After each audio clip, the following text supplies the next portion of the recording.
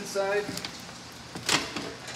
here, we've got your basic control panel, kind of. It's just some switches over here. You've got an awning light on the outside out there if you look up.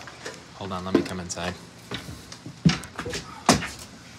And then you've got floor lights down below in here, and then you've got the ceiling light switch as well. We've also got a Wi-Fi Ranger here. It gives you the password and network to put into your phone. You've got a QR code you can scan. This will allow you to hook to an internet source and basically create your own hotspot off of that internet with your own password. It does have the password on there. It's a temporary password. It says change me now because you are supposed to change that right away to whatever you prefer. Over here, you've got some storage cubbies, some extra paperwork with the products that you have. Your stabilizer jack bar right here, and then the table that also slides out on that outside rail. This closes. You do have a fire extinguisher over here in case of any fire emergencies. Your radio. Your radio here is Bluetooth, regular radio, and then it has an aux ability with a USB or an HDMI cord as well. To turn it on, you're going to hold the button and say welcome, go through. You have 2 zones of speakers. Zone 1 inside and zone 2 is the outside speakers. You can mute it by just pressing the power button / mute button, or you can hold it and it will actually turn off your radio itself.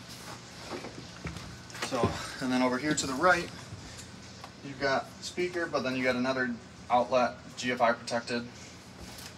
Down here, you've got your main GFI, so if any of your switches or your outlets aren't working that say GFI protected, I would always come back to this one, check it, see if it's working, hit the reset, and your outlet should work. You've got your inside coax cable here, and then your converter. Your converter here is basically like your breaker panel. It's got your 110 side breakers here to the left, and then to the right over here, you've got all your 12-volt fuses. It does give a little light indicator which fuse is blown if it does blow. This basically converts your 110 into 12 volt to help charge your battery, or just operate your 12 volt system in general. Down below here, you've got your carbon monoxide propane detector. Depending on what cleaners you use on the floor and such, it will set it off. Just hit the reset button and it should be fine. It gives you some indicator codes on here. If it's flashing a certain way, a certain color, doesn't want to shut off, there's propane leak detected, or there's low voltage, or it's the end of the life and you have to replace it.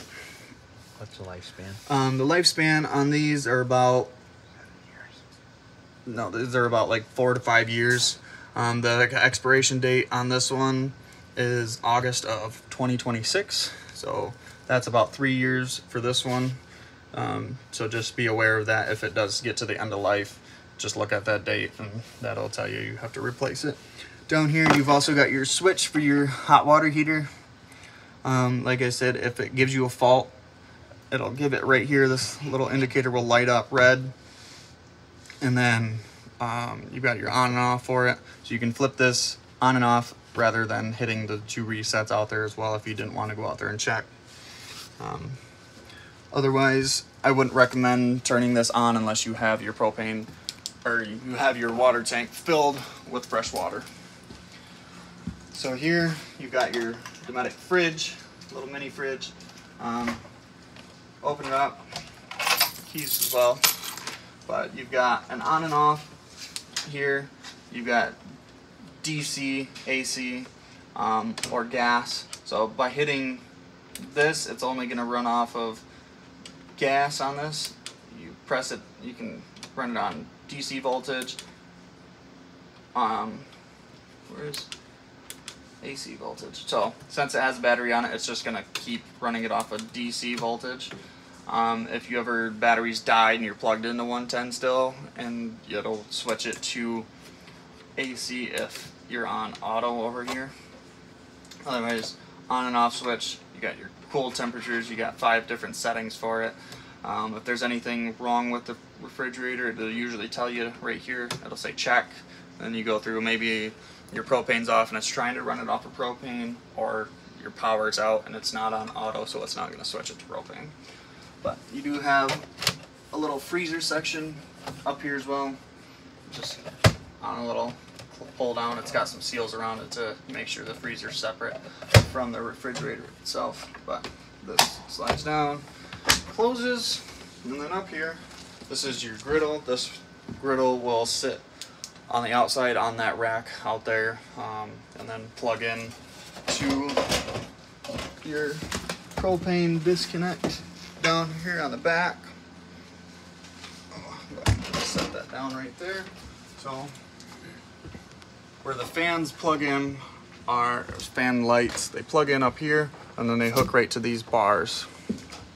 You got a little storage rack up here. You can tighten this if you want it to be tighter, or unclip it completely if you'd like. So, and then over here to the left, you got your stove. Opens up here.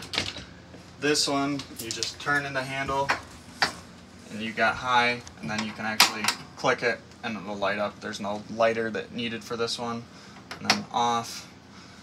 There is lights for the handles, and then there's an oven light down here as well. And then the oven, you're going to turn it on high and you'll actually spark down there to spark that pilot light. Sometimes it takes a minute with the oven. Come on.